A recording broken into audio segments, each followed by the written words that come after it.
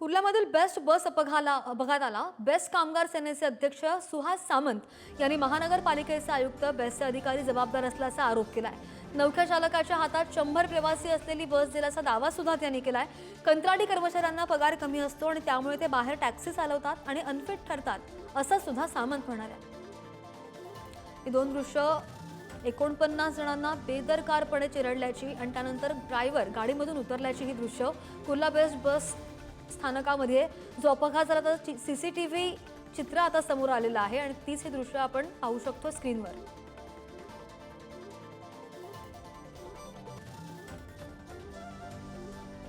आणि कशा प्रकारे ही बस आली आणि कशा प्रकारे वाहनांना उडवत गेली त्याची ही दृश्य आपण पाहू शकतो। ही दृश्य नक्कीच आपल्याला विचलित करू शकतात।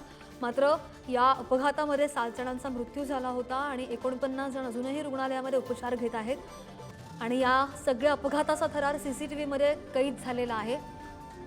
आणि तीच ही दृश्य बसच्या बाहेर निघताना हा ड्रायव्हर बस चालक वाहन चालक आपण पाहू शकतो।